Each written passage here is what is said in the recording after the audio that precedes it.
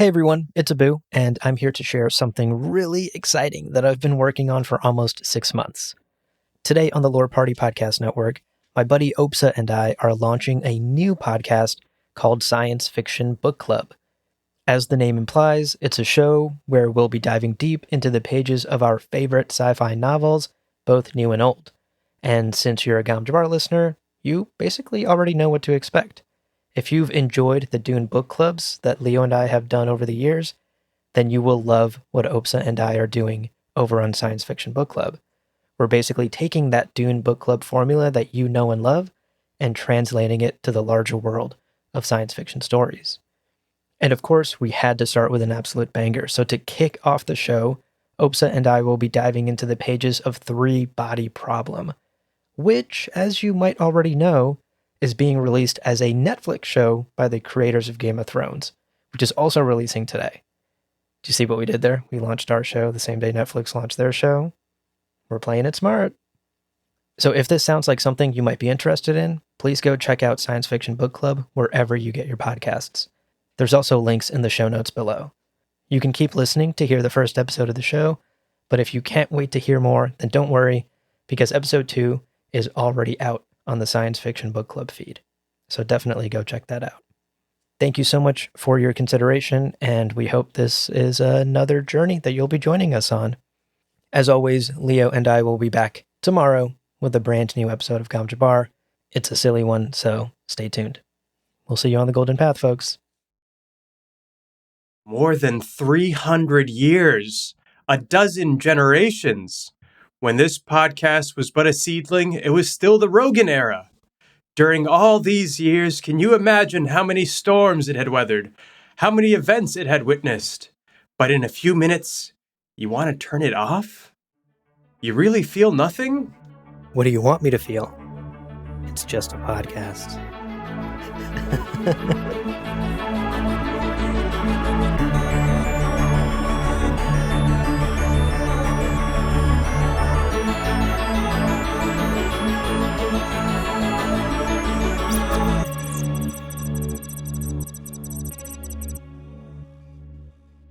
Welcome to Science Fiction Book Club, a podcast for bookworms and stargazers. In every episode, we dive into the pages of our favorite science fiction novels to break down the big ideas, ask the nerdy questions, and maybe learn a little bit about ourselves along the way.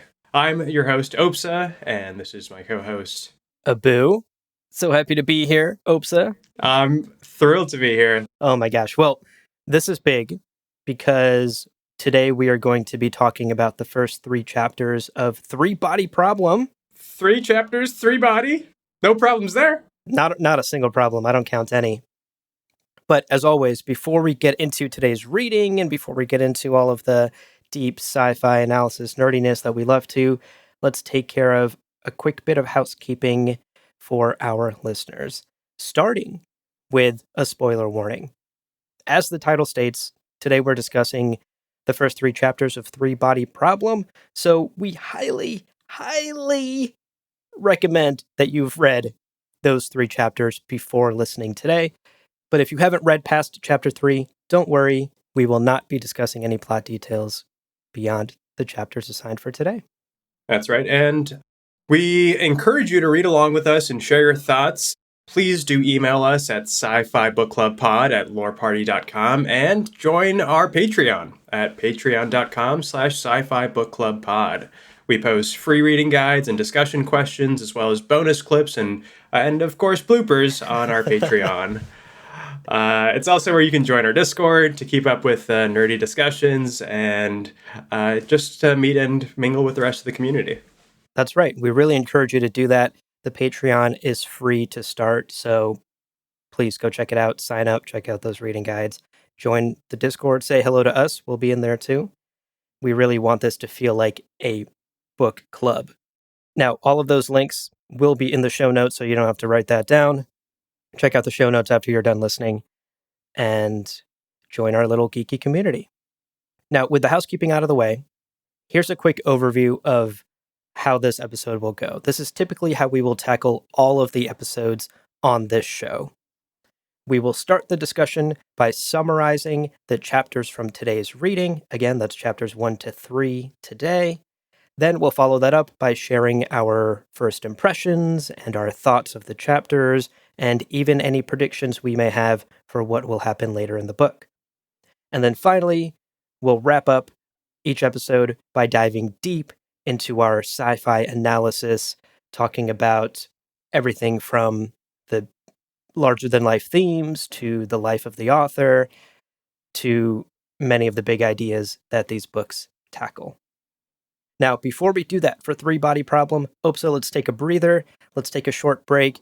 But dear listener, don't go anywhere, because when we come back, we're getting into this iconic book. Welcome back, listeners. And finally, we're at it. We get to dive into this really interesting book, Three Body Problem. Yeah. And we'll start with a brief summary. Right. So in this first chapter, we are dropped right into the middle of a struggle session during the height of the Chinese Cultural Revolution. A resilient physics professor is the target of a group of riled up Red Guards and is killed in the fervor of the crowd. Ooh. We tragically learn that he was the father of Ye Wenji, who had been fighting against the crowd to try to make it on stage. Absolutely devastating. We later come to learn that many of Ye's loved ones were victims of the Cultural Revolution. Her mother betrayed her father and went mad. Her sister was radicalized by the revolution and died in a rally. Oh my God. And her friend, Professor Ruin, died by suicide. Oof. Brutal. I mean, this is a very tough way to start a book, and we'll talk about it in our thoughts in a bit here. But continuing with our summary, Ye ends up joining one of the many rural labor groups that were formed during the revolution at the time, and she ends up meeting a fellow intellectual named Bai Mulin. And the two connect in their love of nature and over this banned book that Bai lets Ye borrow. And this book dramatically changes her perspective on life and her perspective on humanity. Unfortunately, we are still in the midst of a cultural revolution. And so, in order to save his own skin, Bai straight up throws Ye under the bus when he comes under political scrutiny. Treacherous. And this betrayal ultimately results in Ye being imprisoned.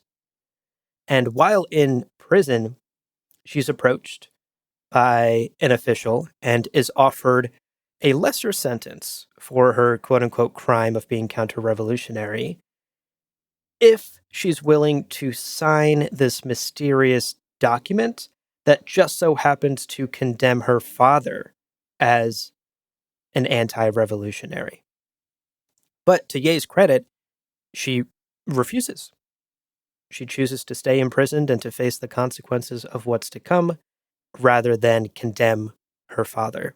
Yeah, betrayal and treachery so far. And shortly after her refusal here, you of course remember that the jailer, or the guard offering her this plea deal, tosses cold water on her when she's lying there on a cot in the cold. And, yeah, really quite devastating. It is. Lucky for her, finally, the PLA soldiers from the mysterious Red Coast space need her special set of skills and advanced education. She gets whisked away to the base and offered a chance. Join their secretive mission and stay on the base for maybe her whole life, or return to prison and face judgment by the courts and likely have a quite shortened life after that. Yeah.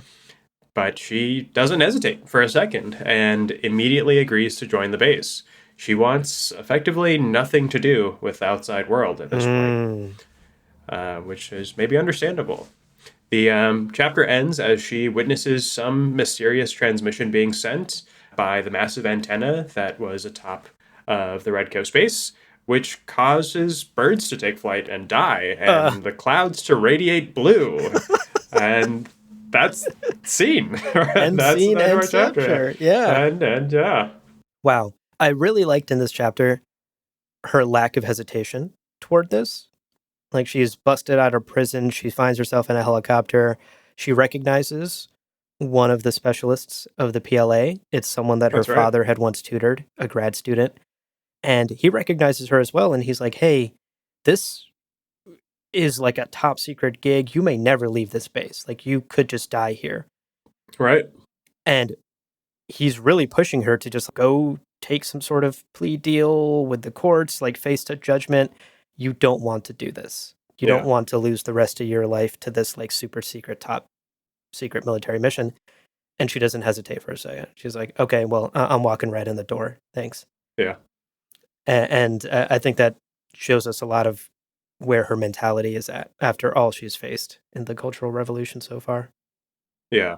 She clearly is standing as the symbol of something that defies what we've been shown thus far, this betrayal and deception around her, that she stands in stark contrast to that. And there's something noble about that. And of course, her father as well, who was being persecuted during the struggle session for holding to what he and we Science? know through science. Yeah.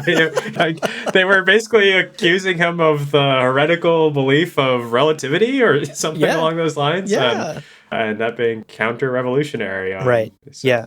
Her father's resolute stance against the Red Guards I found very admirable. yeah. But that wraps up our summary of these first 3 chapters. We're already kind of getting into it because we can't wait to talk Can't about help this it. book. We can't Yeah. help it. But let's now talk about our first impressions and perhaps even our predictions of what's to come in the book. I'll kick it off for us, Obsa. This is such a heavy way to open a book, right? Like, it's tragedy after tragedy after tragedy. Not one, Yeah. but 2 betrayals in a mere 3 chapters in a short, like, opening 50 pages. Yeah. And my heart really goes out to poor Ye. She has already seen in her short life some of the darkest parts of humanity thanks to this political and social tidal wave of the Cultural Revolution. Her family, her friends, her loved ones have all suffered because of it, and she, as a result, has suffered because of it. I think there's a quote I want to share here that particularly illustrates the mindset that Ye Yeah. is in at the end when she joins up with Red Coast Base. Quote, "It was impossible to expect a moral awakening from humankind itself, just like it was impossible to expect humans to lift off the earth by pulling up on their own hair. To achieve moral awakening required a force outside the human race. This thought determined the entire direction of Ye's life." End quote. Oof. Wow. If that's not a condemnation of humanity, I don't know what is. Yeah. She's out here like, there's no hope for these fuckers. Yeah. And it's understandable, right? We can't fault her for thinking that way after what we have witnessed happen to her in these opening chapters. It's horrible. And honestly, I was kind of like, yeah, girl, sign up for Red Coast Base. Don't go back out there. Out there, it's just like death and tragedy. Maybe in this base, you'll be secluded from the world, which is exactly what she wants. She wants that safety of being somewhere outside of the world and away from humanity. Yeah. Now, speaking of Red Coast Base, it's clear to me that there's a larger mystery here about this base. It's not just like sending signals to a satellite or something out there. Like, birds Yeah. are fucking falling out of the sky. Well, right. Right. Clouds are glowing blue. Like, something's going on with Red Coast Base. Something is going on. Yeah. And I'm excited to see how this mystery will slowly unravel across the book. These first 3 chapters to me really feel like an extended prologue of sorts, right? Minor spoiler for what's to come, but the rest of the book takes place 60 plus years later in like the early 2010s ish. So this really is like a flashback to the 60s and to the height of the revolution. And it feels like an extended prologue. A little fun fact that I dug up in my research for today's episode is that in the original publication of the book, in the original Chinese publication, these 3 chapters that dealt with the Cultural Revolution actually fell somewhere in the middle of the book. And it wasn't until the English translation in 2014 that they were actually pushed to the front to be like an opening prologue of sorts. Wow. And the reason for this is because the Chinese publishers were worried about state censors, so they quote unquote hid or buried these very politically charged chapters later in the book. Wow. So I found that really interesting. about the placement of these chapters and how it changed from the original publication. So to wrap up my impressions here, I do want to say I'm very interested to see where the book goes, because it seems clear to me that we're setting up a first contact story with Ye Wenji at its center at some point. Yeah. And I do have to admit to our listeners, full transparency here, I read the book back in 2020 during the height of the pandemic. And because time didn't matter back then, I frankly don't remember it at all. I'm rereading it now, and much of this is like totally new to me again. But I do remember how it made me feel. And I remember not liking it, which is Yeah. interesting. I remember thinking it was too slow. I remember thinking it was too dense, too much sigh and not enough fi for my tastes, frankly. Okay. But that having been said, I want to come into our discussions in this podcast and this deep dive reread with an open mind. And I'm actually very much looking forward to a slower, more analytical read of this book with you. And I'm excited to see how our discussions may change my perspective on it. Yeah. I'm just as excited to be diving back into this because, spoiler, I too have read this book. And in my case, it may have been before the pandemic, but I have a notoriously terrible memory. Okay. So it does feel fresh and totally new to me. I'm fairly certain I couldn't leak any spoilers if I tried. So I'm in the same boat as our readers, hopefully, who haven't read too much past chapter 3 Right. as well. But all to say, I've read a handful of Liu Cixin's works. More than one means I like what I've read. And that is holding true now for this read through of Three Body Problem. I'm really enjoying it. These early chapters are, to your point, super weighty and tragic. And I think that anchors you into this reflective mind space that we're finding ourselves in now, where you're contemplating the individual human sorrows, Wenji and her father and really her whole family, but also the collective project of humanity. You hear and see some of the things we've done in the past, and when you stop to reflect on it, it might challenge your perception of our progress as a species. Yeah. That certainly seems to be what's happening for at least.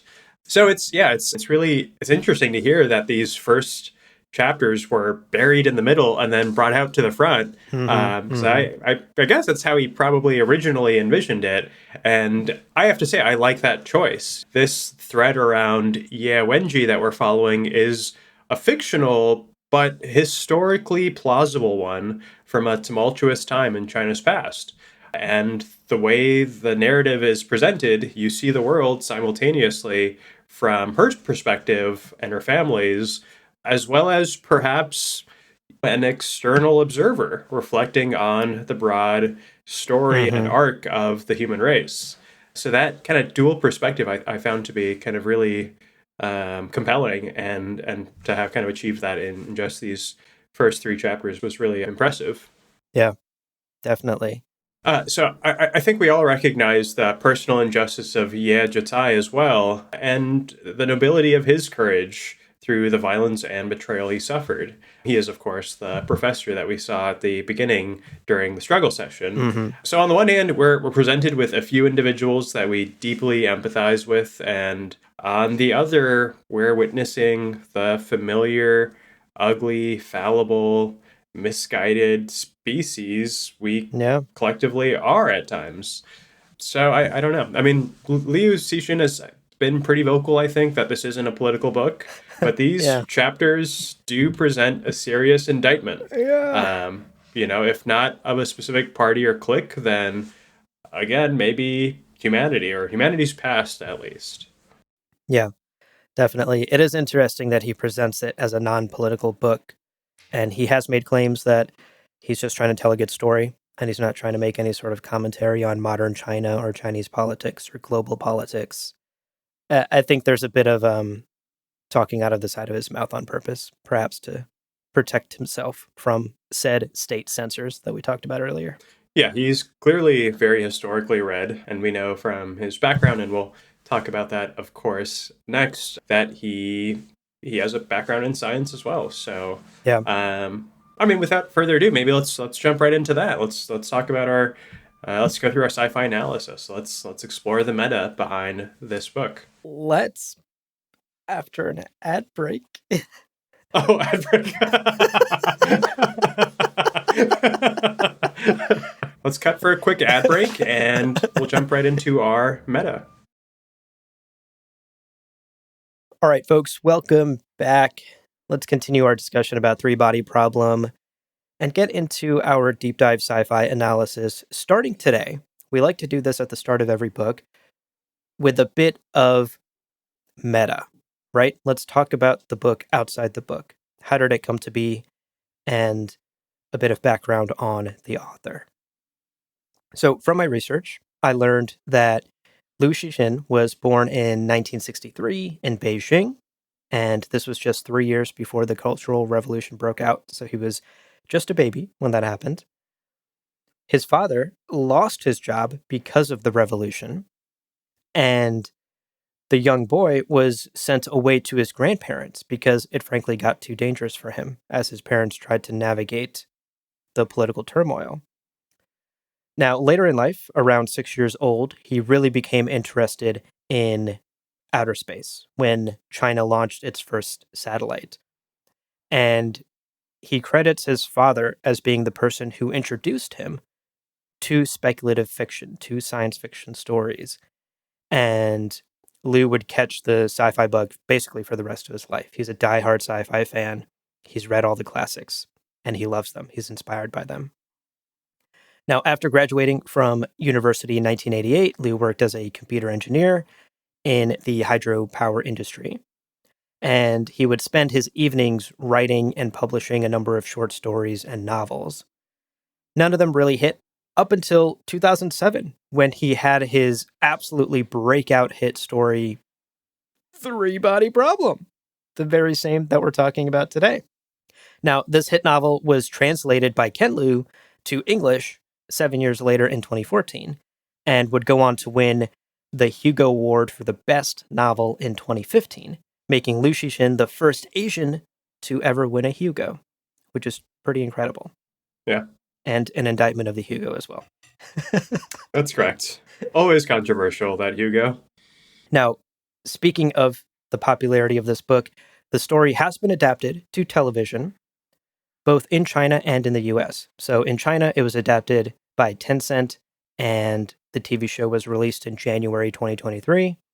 And here in the States, Netflix has released an adaptation of the trilogy, and it's being created by the dynamic duo behind Game of Thrones. Regardless of what you think of them, those first 5 seasons of Game of Thrones were awesome.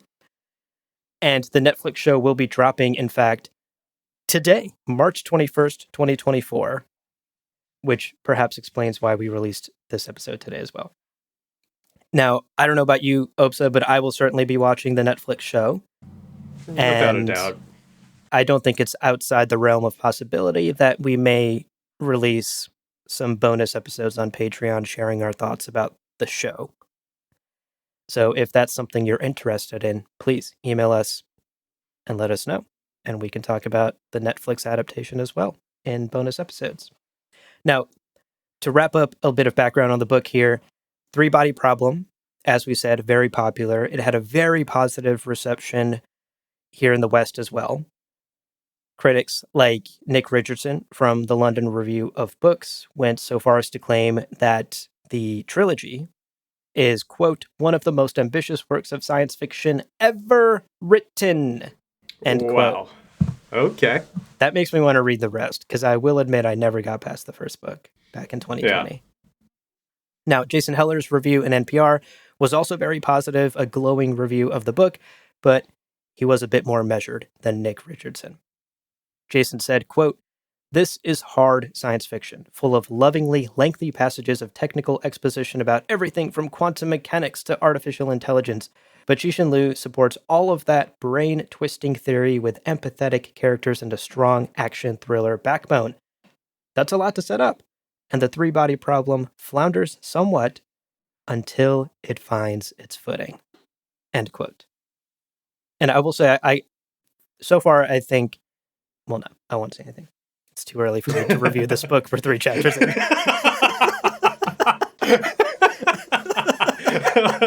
Well, and my prediction is that I will review this book at 5 golden problems. Oh boy.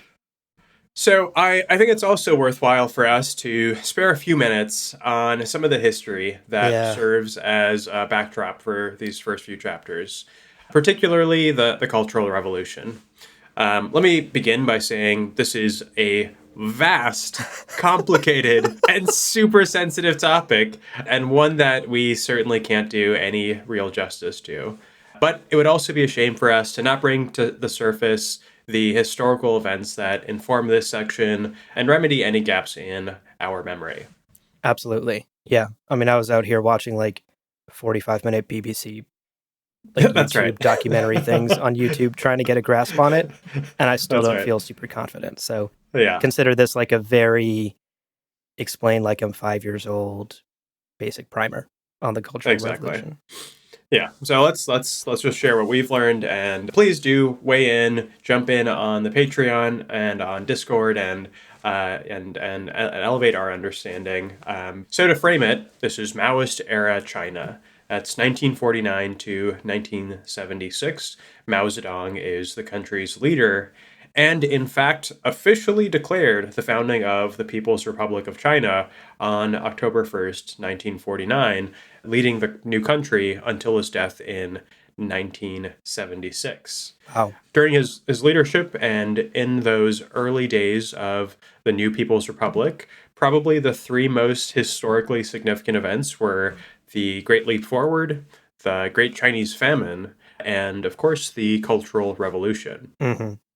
In brief, so the Great Leap saw the country mobilize to leap from an agrarian to modern industrial society. Mao and party leadership wanted to rapidly kickstart a new socialist economy with a strong industrial base moving away from agriculture. This had the disastrous and unintended effect of dramatically reducing agricultural production levels, leading to the next event, the Great Famine. The failure of the centralized planning policies enacted during the leap initiated one of the largest, if not the largest, recorded famine in history. That's between the years 1958 to 1962, according to Tombstone, and resulted in the deaths of 36 million people. Oh my gosh.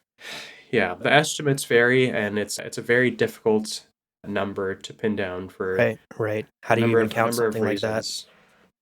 But at least according to one resource, in the ballpark of 36 million. And soon after this, well, Mao Zedong saw his political stock faltering. He, of course, being an authoritarian leader, blamed the failures on implementation and his political adversaries. And this culminated in basically his campaign to purge any rightist or counter-revolutionary members from society. Yeah. And this is the chaotic and violent uprising we know as the Cultural Revolution. It essentially lasted until his death in 1976. So a full decade, essentially. Yeah, which is a classic tyrant move, right? Oh, all the things that have been going wrong and all the people that have been dying, not my fault. In fact, not even our fault, the party's fault. It's the fault of like insurrectionists and bad faith actors that have infiltrated us. And now we need to purge these people, right? Like that, from my understanding, was the core motivator behind something like the Cultural Revolution. Exactly. Mao Zedong needed to find some sort of scapegoat for all the fuck-ups that were happening under his reign. And he decided these anti-revolutionary, rightist, capitalist thinkers and intellectuals had infiltrated the society and ruined his great plans, right? And that fervor really got to the point where we saw things like the struggle sessions and bloodletting. Absolutely. It really was the case that there were those struggle sessions, led by young people that were encouraged by Mao and that saw people publicly shamed, beaten, tortured for essentially failing some purity test, some Yeah. party purity test, for being deemed counter-revolutionary, really just being independent thinkers and for not maybe expressing the ardor that Mao Zedong required of his followers. Right. Which, to be clear, is an impossible test to pass because the goalpost is always moving. And even in the book, I really liked in today's reading where some of the people that are beating Ye's father are like actually a little uncomfortable. They're like, oh, wait a second. Right, I don't want to be. But there's a great line in there that said, oh, but they had to keep going because they couldn't look like they were less revolutionary than the person next to them. right, And that sort of mentality, right? Like that you have to constantly prove that you are revolutionary, lest right. the revolution turn on you. Yeah, it's a rather weighty section. He in this section calls out some real historical intellectuals who committed Yeah. suicide during Yeah. this cultural revolution. There's a footnote about it, and really quite tragic. It's everything from historians to novelists to meteorologists and geophysicists. So there was this mass purge of really a core part of the intellectual leadership of the country during this era. And also, eventually, these riled up Red Guards and other youth were indeed sent off to the forests and farms to work the land, at least partially to disperse them following their madness and kind of the violence of their actions. Mm-hmm. Mm-hmm. There's a quote in this section that especially resonated with me. Soon, the young men and women who had once expended their youthful energy on tours to the holy sites of the Chinese Revolution discovered that compared to the huge sky and open air of Inner Mongolia, the biggest cities in China's interior were nothing more than sheep pens. Stuck in the middle of the cold, endless expanse of forests and grasslands, their burning ardor was meaningless. Even if they spilled all of their blood, it would cool faster than a pile of cow dung and not be as useful. But burning was their fate. They were the generation meant to be consumed by fire. Yoicks. Yeah. So the book opens with scenes from this latter part of Mao era China, and you can feel deeply and painfully the historical injustice of those who were meant to be consumed by fire, those who suffered this tragic and Right. chaotic period. And through these glimpses of Ye Wenji's life, I think this is why we have this flashback or extended prologue. You begin to anticipate that as the novel progresses, her decisions, yeah, may reflect a cynical attitude towards humanity, Mm-hmm. and you can understand perhaps why. Yeah. And I think it's quite powerful to have these chapters in the front of the book Yeah, because it almost gets you in the right mindset. It gets you in totally. Ye Wenji's mindset to witness all of this bloodshed and humanity getting riled up and this mob mentality way of thinking, right? Prove to me you're a revolutionary or that you're revolutionary enough, Right. even though the goalpost is moving all the time. I think that really does set the scene for the rest of the book because as we get into the more science fiction elements of the book, and as we know, this is a first contact story, as we get into all of that, I think Liu Xixin is intentionally wanting us to consider Ye Wenji's view of humanity. Absolutely. Which I think is the perfect segue into our next section here, the dilemma. Let's talk about the big questions at the heart of this novel, Right. and at least the ones that we're exposed to in these first couple of chapters. Mhm. Mhm. Kind of building on what you just said there, I think that is one of the dilemmas that we're confronted by, and it's really the question of humans and humanity. It does sometimes seem like it's humans versus humanity or humanity versus humans, Yeah. where collectively we accomplish great things. Like our civilization has continued to grow because we've adapted and grown and learned to use tools and communicate and work together. And that represents some sort of progress.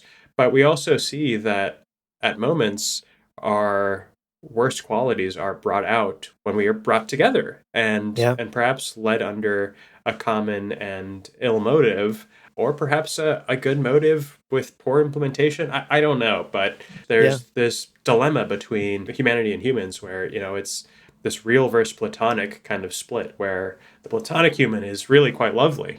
Like we love humans, right? We're on the side of like we're Yeah. pro-human, of course, Of at least course. on Yeah. this podcast, I think. Particularly humans named Ana de Armas. We're very pro. We're That's right. extremely pro Ana de Armas on this podcast.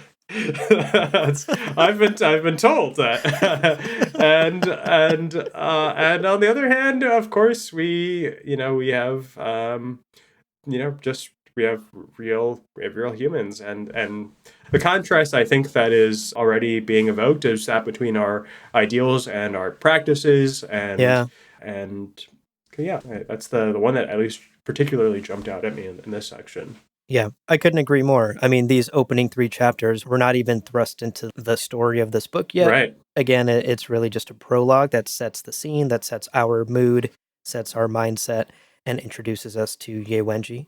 But I couldn't agree more. There are these bigger questions being asked already in the book about whether humanity is almost even worth saving, right? Like, if this is a first Right. contact story and humanity is about to get in touch with aliens, the question is like, should we just let the aliens like do their shit? Like, are we Right. even worth saving? Because like, look at what humanity is capable of. Look at the depths to which we will plunge. But I would argue there are many counterexamples of humanity overcoming these dark urges, overcoming Absolutely. these pitfalls, and actually proving that the best of us, as long as we are loud, we are vocal, we stand up for what we believe is right, the best of us can come together and pull humanity at large out of the darkness. So Right. I think there is a heavy amount of cynicism at the start of this book, which, of course, as we've discussed, feels intentional, feels like it's setting up the rest of the story.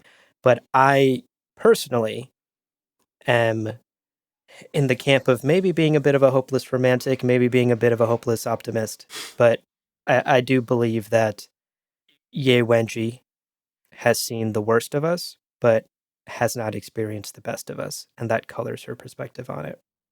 Right. And the question of whether we're worth saving, I would argue we are, because I think humanity has proven time and time again that we are capable of equally beautiful and equally awful things. NASA, I hope you're listening. We will be transmitting this to the aliens. Please cut out the rest of the episode and just this short clip where we defend humanity to our potential alien suitors. Yes, absolutely. Dear aliens. Yeah. We're not that bad. We're not. Sometimes. Okay. We all make mistakes. You know? Forgive and forget. Yeah. Exactly. Great point. We're going to shoot this right up to space, and hopefully aliens will listen to this podcast and I agree. Realize that there is some hope. Yeah. I totally agree, though, with the point you're raising. And I think there is like maybe perhaps the optimistic way of looking at it is that this is contrasting our past with our present and future. Maybe we'll see kind of humanity evolve over the course of this novel and over the course of the series. That said, maybe this is kind of I think another theme that emerges is perhaps totalitarianism. Like we saw and we have seen the failures of that in human history. And given we know or suspect that this is going to be a first contact novel, we have to wonder if that'll be a characteristic of the beings that we encounter, or whether we'll find anything recognizable about them at all. Perhaps we'll be talking left and up, like perhaps there is no real communication channel between us, but perhaps those aliens will be goddamn socialists. That would be the worst. I think that's the point Liu Cixin has been making, is that socialism bad. Yeah. I did want to point out one last thing that you have in our notes here that I really, really liked as far as the dilemmas that we've been presented in the book so far. is from the very first chapter. This really poignant idea of science versus policy/politics, right? Right. Clearly, Ye Wenji's father believes in science. Science first, in fact. He believes that after testing and verifying and experimenting, we can find some truths about ourselves and about the universe, and those truths should then dictate policy, how we dictate our societies and our thoughts. The Cultural Revolution, on the other hand, and the Red Guard that are riled up by all of this politics, is the inverse of that. Right. Your theory of relativity is capitalist, motherfucker. And that doesn't align with Maoist thought. With the politics and policy of the day, your science has to adhere to what we say is politically and morally correct, Right. instead of the other way around. And personally, I agree with Yezitai here. I think the book is also making it clear that Yezitai is in the right and that the Cultural Revolution is in the wrong, that policy and politics shouldn't come first and shouldn't dictate science, and that scientific discoveries should be how we then create our societies and our politics and our policies. I'm curious what you think about that, though. Do you agree? Or are you more of a, like, stick to Maoist thought? Yeah, I have been saying make Mao great again for too long. I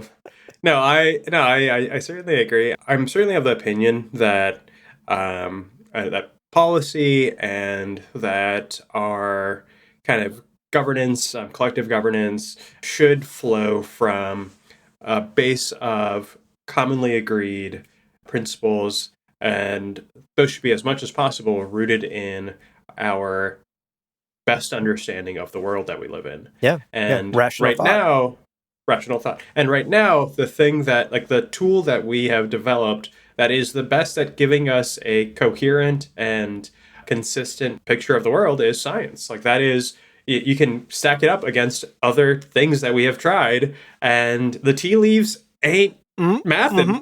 They're, I think we find that science gives us that reproducibility and just like an ability to make solid predictions about the future from what we currently know.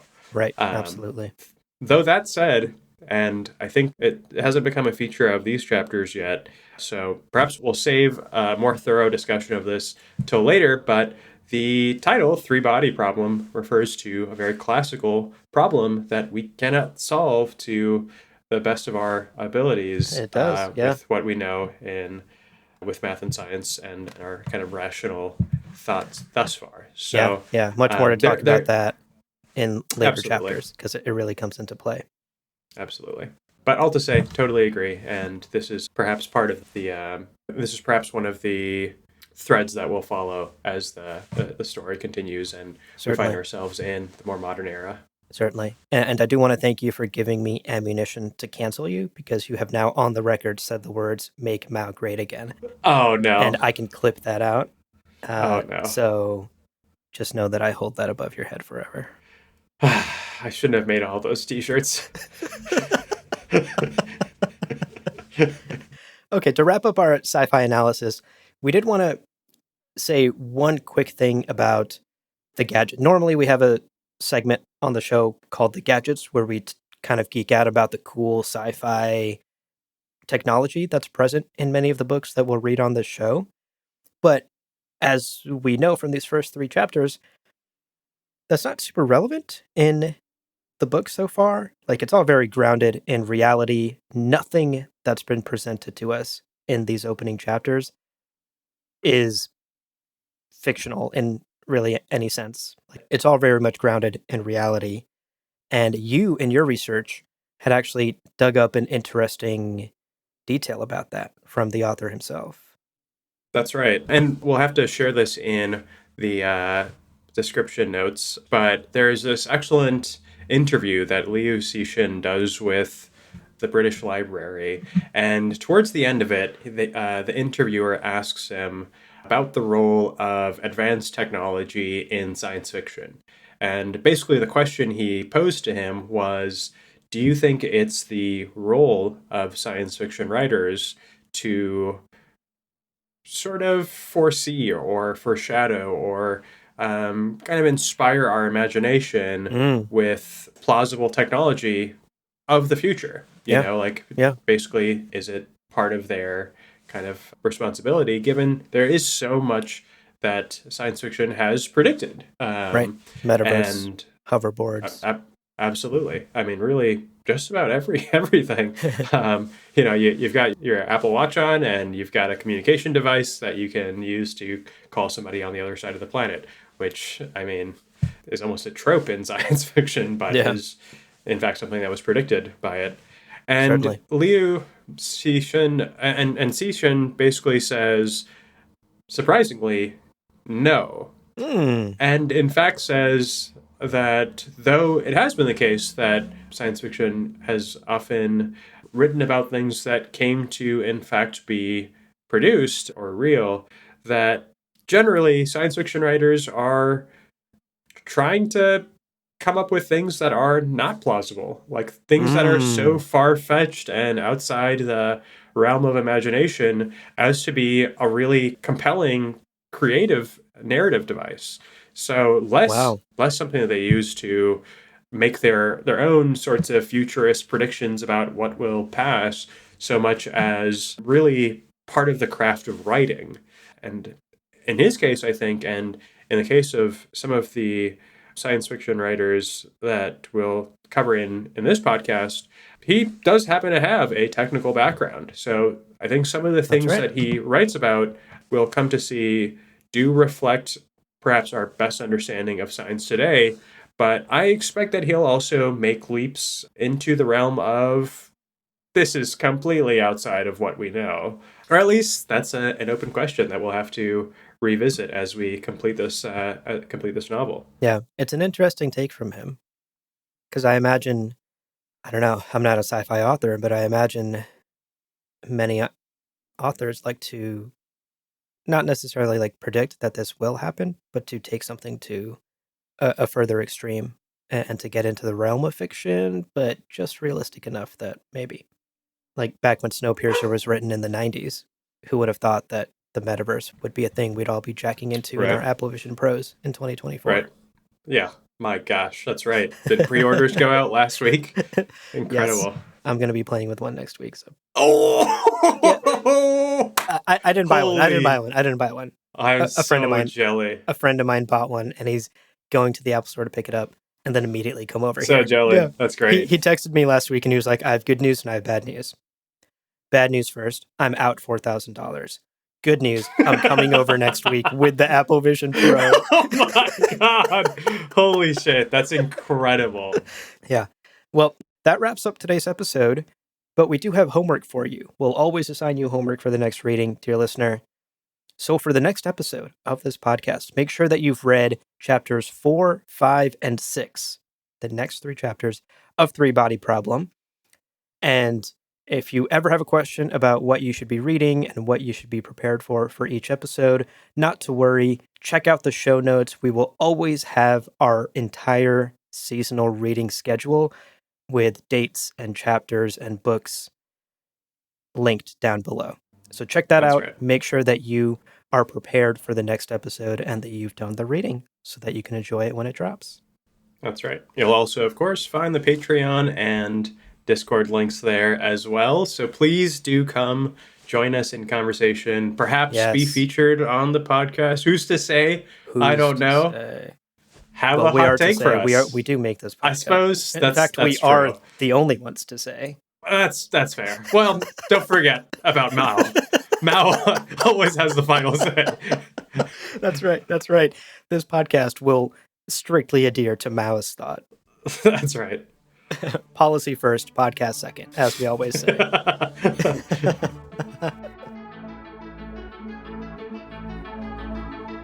Well, friends, this struggle session has come to an end. And luckily, no lives have been lost. So help us spread the word of this band podcast and leave us a review on Apple Podcasts and Spotify. And be sure to check out the other shows on the Lore Party Podcast Network on loreparty.com. You can also follow us on Twitter and Instagram. at lore_party. Thank you so much for listening, and remember, you can either commit to this podcast for life or go back to prison and face the consequences. Choose wisely.